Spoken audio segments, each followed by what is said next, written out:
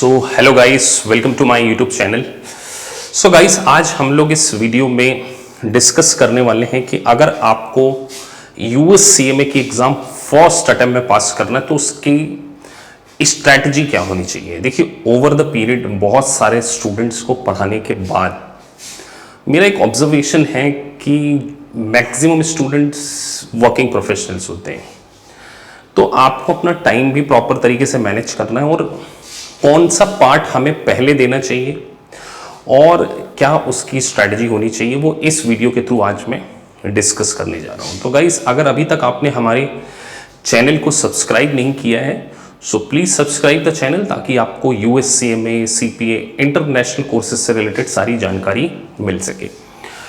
तो आप बोर्ड पे देख रहे होंगे मैंने आईएमए की वेबसाइट ओपन की है, और अगर हम बात करें यहाँ पर सबसे पहले दो पार्ट्स हैं। पहला पार्ट है आपका financial planning, performance and analytics, और जो दूसरा पार्ट है स्ट्रेटेजिक फाइनेंशियल मैनेजमेंट। तो ओवर द पीरियड स्टूडेंट के साथ में मेरा ये एक्सपीरियंस है कि जो सेकंड पार्ट होता है वो एज कंपैरेटिवली फर्स्ट पार्ट के थोड़ा सा आसान है। तो आज मैं इस वीडियो में आपको ये भी बताऊंगा कि आप अगर पहले यूएससीएमए का फर्स्ट पार्ट देते हैं या सेकंड पार्ट देते हैं, लेट्स से अगर आप सेकंड पार्ट पहले दे रहे हैं तो आपकी स्टडी की अप्रोच क्या होनी चाहिए, आपको किस तरीके से प्लान करना चाहिए। तो मैं अब आपके सामने स्टडी मटेरियल भी ओपन कर रहा हूँ, सारी यूनिट वाइज हम लोग डिस्कस करेंगे। चलिए, तो मैंने आपके सामने ग्लैम का सॉफ्टवेयर ओपन किया है। तो एक वीडियो में मैंने कंटेंट भी बताने की बात की थी, तो ये सेकंड पार्ट का कंटेंट है। तो अगर आप देखें तो ओवरऑल जो है यूएससीएमए के सेकंड पार्ट में 15 यूनिट्स हैं, 15 यूनिट। 75% पोर्शन किसका है, मल्टीपल चॉइस क्वेश्चन का, और 25% पोर्शन जो है वो एजे राइटिंग। तो केवल 2 एजे आपको एग्जाम में फेस करने हैं। तो आपकी अप्रोच क्या होनी चाहिए, मैं अगर यूनिट वाइज बात करूं तो ओवर द पीरियड बहुत सारे जो स्टूडेंट्स एग्जाम देकर आए हैं उनका ये कहना है कि सर एग्जाम में अब जो है न्यूमेरिकल्स थोड़े से कम पूछे जा रहे हैं। मतलब अगर मैं ऑन एन एवरेज बात करूं तो 65% अराउंड आपसे थ्योरी क्वेश्चन पूछे जा रहे हैं, और 35% क्वेश्चन जो है 35% वो जो आपका है वो क्वेश्चंस हैं जिसमें कि आपको सॉल्व करना है। तो आपको थ्योरी सब्जेक्ट में अगर मल्टीपल चॉइस क्वेश्चन थ्योरी आते हैं, मतलब एक लाइन के क्वेश्चन, तो आपकी अप्रोच क्या होनी चाहिए। तो देखिए, जनरली जब हमारे यहाँ स्टूडेंट इनरोल करते हैं तो हम एक ना समरी नोट्स देते हैं। मैं आपको समरी नोट्स के थ्रू समझाने की कोशिश करूंगा। जैसे ये मैंने यहाँ पे समरी नोट्स आप अगर देख रहे होंगे बोर्ड में, तो जैसे ये पहला चैप्टर है CMA part 2, liquidity, solvency and leverage ratio. तो अब अगर आप स्टडी मटेरियल में, मेन स्टडी मटेरियल में पढ़ने जाएंगे तो इसके अंदर 3 यूनिट गवर्न होती है, और 3 यूनिट का जो टोटल लेंथ है वो अराउंड 20 पेजेस है। लेकिन अगर आप इस समरी नोट्स में देखिए, समरी नोट्स जो ग्लैम की है वो सबसे अच्छी बात यह है कि आपको एक चैप्टर में केवल 2 पेज में समरी दी हुई है, सारे रेशो बस। और मेरा ये ऑब्जर्वेशन है कि एक बार आपने प्रॉपर तरीके से क्लासेस ले ली और उसके बाद अगर आपने इन समरी नोट्स को बहुत अच्छे से पढ़ लिया ना, तो इन समरी नोट्स में से आपके ये मान के चलिए 60 to 70% जो है थ्योरेटिकल क्वेश्चन ऑटोमेटिकली सॉल्व हो जाते हैं, क्योंकि इसका नाम है कोर कॉन्सेप्ट। मतलब ग्लैम स्टडी मटेरियल में आपको देखिए, आप देख रहे होंगे यहाँ पर कोर कॉन्सेप्ट, मतलब स्टडी यूनिट 1 है। तो ऐसे हमारे पास कितनी यूनिट है सर, 15 यूनिट है। तो 15 यूनिट के कोर कॉन्सेप्ट तो on a higher side 40 pages. तो 40 पेजेस के टोटल वो कोर कॉन्सेप्ट है। अगर आप उसको एक बार थॉरली रिवाइज कर लेंगे, मतलब आपने हमारी लाइव क्लासेस ली हो या रिकॉर्डेड क्लासेस ली हो, और अगर आपने इन कोर कॉन्सेप्ट से अपने यूनिट्स को रिवाइज कर लिया तो आपके पास होने के चांसेस बहुत ज्यादा बढ़ जाते हैं। अब अगर मैं सेकंड पार्ट में बात करूं तो जो 13 यूनिट है, देखिए 13 नंबर की जो यूनिट है बेसिकली है इन्वेस्टमेंट डिसीजन मतलब कैपिटल बजटिंग। तो मैं आपसे कह रहा हूं कि कैपिटल बजटिंग में 101% एज ए राइटिंग आने के चांसेस बहुत ज्यादा है। तो आप इस इन्वेस्टमेंट डिसीजन, आप कैपिटल बजटिंग चैप्टर को बहुत अच्छे से रिवाइज कीजिए, क्योंकि यहां पर सबसे ज्यादा कॉन्सेप्ट, तो कैपिटल बजटिंग के बारे में मैं बात करूंगा जो न्यूमेरिकल है, जो न्यूमेरिकल पार्ट है। तो स्टडी यूनिट नंबर 13 जो है वो किससे रिलेटेड है? आपकी कैपिटल बजटिंग। उसके बाद सीवीपी एनालिसिस जो कि कॉस्टिंग का पोर्शन है, तो 9th और 10th में से भी न्यूमेरिकल क्वेश्चंस आएंगे, मतलब 13 नंबर की यूनिट और 9th नंबर और 10th नंबर की यूनिट में से न्यूमेरिकल क्वेश्चन। उसके वर्किंग कैपिटल मैनेजमेंट एक वेरी वेरी इंपॉर्टेंट, यहां से भी आपको generally receivable management, inventory management और कुछ रेशो एनालिसिस, करंट रेशो के ऊपर क्वेश्चंस पूछे जाते हैं। तो मैंने एक बात बताई आपसे, इन्वेस्टमेंट वाला, सीवीपी एनालिसिस, मार्जिनल कैपिटल और वर्किंग कैपिटल, और जो शुरू की लिक्विडिटी वाली है उसमें भी न्यूमेरिकल क्वेश्चंस आएंगे। तो ये बेसिकली न्यूमेरिकल पोर्शन है, और बाकी सारा जो पोर्शन है उसमें से थ्योरेटिकल क्वेश्चंस आते हैं। तो थ्योरी क्वेश्चन को देखिए, अगर आप पूरी स्टडी यूनिट को एक साथ, जैसे आपने हमसे लाइव क्लासेस ले ली, उसमें हम लाइन बाय लाइन पढ़ते हैं। आप मेरे अगर करंट बैच के स्टूडेंट हैं तो आप इस वीडियो को देख रहे होंगे, तो देखिए मैंने आपको पूरा लाइन बाय लाइन पढ़कर और फिर चीज़ों को मैं अंडरलाइन आपसे करवाता हूँ। लेकिन आपने उसको पढ़ने के बाद आपने इन कोर कॉन्सेप्ट को डेफिनेटली पढ़ना है। अगर आपने ये कोर कॉन्सेप्ट बहुत अच्छे से रिवाइज कर लिए, मैं आपको बोल रहा हूं कि आपके पास होने के चांसेस डबल हो जाते हैं यहां पर, क्योंकि कोर कॉन्सेप्ट ये जो 40 पेजेस का, ये जो 40 पेजेस का है,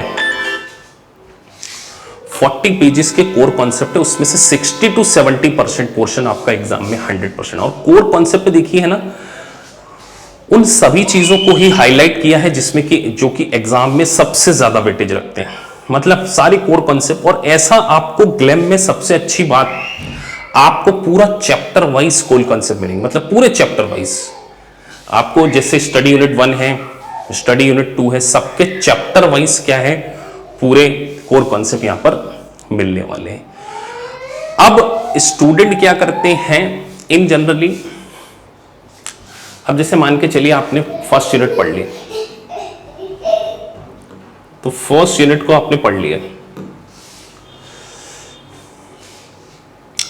तो अब आपकी अप्रोच क्या होनी चाहिए? जैसे मान के चलिए आपने मेरी लाइव क्लासेस को पूरी तरीके से अटेंड कर लिया या वीडियो रिकॉर्डिंग भी ले ली, तो आप क्या करें,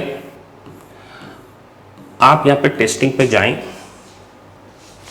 और अगर आप देखिए, बहुत सारे स्टूडेंट की जो मिस्टेक होती है वो मैं आपको मिस्टेक्स के बारे में बताने जा रहा हूं। ये आपने मल्टीपल चॉइस क्वेश्चन यहां से लॉन्च कर लिए, अब आपको है ना यहां पर क्या क्रिएट करना चाहिए से, ये जैसे क्रिएट प्रैक्टिस एग्जाम में, यहां पर पूरे प्रैक्टिस एग्जाम। अब जैसे पहली यूनिट में है 134 क्वेश्चन, तो आपको 100 क्वेश्चन का मिनिमम क्या बनाना चाहिए, टेस्ट बनाना चाहिए। देखिए मैं यहां पर जा रहा हूं, तो पहले पार्ट का मैंने ये क्वेश्चन, यहां मैक्सिमम 100 क्वेश्चन लिख दीजिए। देखिए अगर अप्रोच आपकी सही होगी तभी आपके पास होने के चांसेस बहुत ज्यादा है। देखिए इंटरनेशनल एग्जाम है तो you should have professional approach, आप ये बीकॉम की एग्जाम नहीं दे रहे हैं।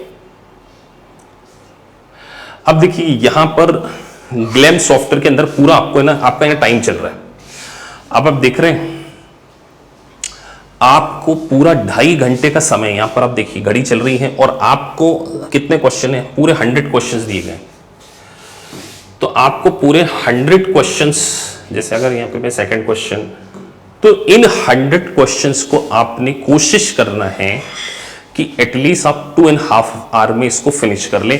और जैसे ही जब आपकी इसको हम फिनिश कर लेंगे उसके बाद आपकी एक रिपोर्ट जनरेट होगी, और उस रिपोर्ट में आप देखिए कि इन 100 क्वेश्चंस में से सबसे पहले क्या एक क्वेश्चन को करने में आपने 2 मिनट्स में इस क्वेश्चन को कर लिया था, और जो क्वेश्चंस गलत हुए हैं उसमें क्या आप लॉजिकली कहीं मिस्टेक में थे। अच्छा, सबसे अच्छी बात यूएससीएमए की, यहां पर किसी प्रकार की कोई नेगेटिव मार्किंग नहीं है।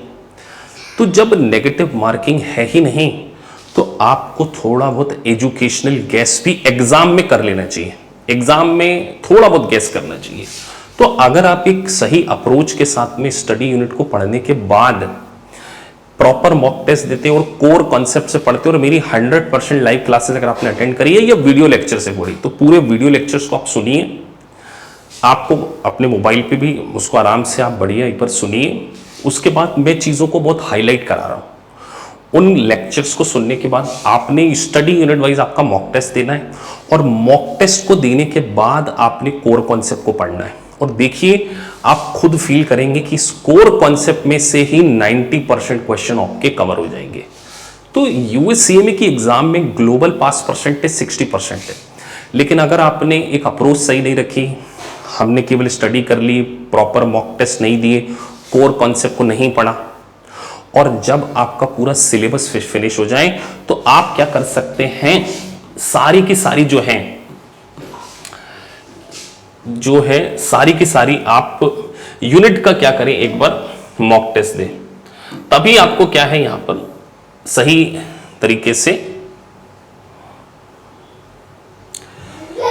तो यहां पर तभी आप क्या है इसको सही तरीके से पास कर पाएंगे। तो ये देखिए, पूरा आपको यहां पर क्या करना चाहिए। अभी मैंने आपको एक यूनिट का बताया, आप एक बार पूरा मतलब सारी 10 यूनिट का एक मॉक टेस्ट बनाइए, और उस मॉक टेस्ट देखिए, अगर आप एग्जाम, आपको पता है ना, एक पेपर की कॉस्ट है $145, तो $415 की रिस्क लेने से पहले आप एक बार 15 यूनिट का एक बार क्या है पूरा मॉक टेस्ट बना के देखिए, और उस मॉक टेस्ट को फिर आप एसेस कीजिए कि आपने अगर पूरे 100 क्वेश्चन किए तो किन एरिया में, पूरी एक आपकी यहां से क्या है रिपोर्ट निकल कर आएगी। उस रिपोर्ट को आप प्रॉपर तरीके से एनालिसिस कीजिए, तभी आपको पता चलेगा कि आपकी अप्रोच क्या है। तो मैं आपको ये बार बार बोल रहा हूं कि देखिए, यूएससीएमए की एग्जाम इंटरनेशनल एग्जाम है, लेकिन यहां पर आपकी अप्रोच बहुत मैटर करती है। अगर आपने ये कोर कॉन्सेप्ट को पढ़ लिया, हर स्टूडेंट को हमारी बैच में जो भी ज्वाइन करते हैं, ये कोर कॉन्सेप्ट की पूरी एक समरी शीट दी जाती है। इसको रिवाइज करने के बाद, एक प्रॉपर मॉक टेस्ट देने के बाद, अगर आप यूएससीएमए के एग्जाम में अपीयर करते हैं, तो मैं आपसे 100% कमिटमेंट कर रहा हूं कि आप क्या है इस एग्जाम को बहुत इजीली क्या है पास कर जाएंगे। तो 2 पार्ट है, फाइनेंशियल प्लानिंग, परफॉर्मेंस। तो मैंने आज इस वीडियो में सेकंड पार्ट के बारे में आपको बताया कि सेकंड पार्ट की आपको स्ट्रैटेजी क्या होनी चाहिए। तो गाइस, अगर आपको वीडियो अच्छा लगा है तो प्लीज सब्सक्राइब द चैनल, ताकि आपको इंटरनेशनल कोर्सेज से रिलेटेड सारे नोटिफिकेशन टाइम टू टाइम मिल सकें। Thank you for watching this video. Thank you very much.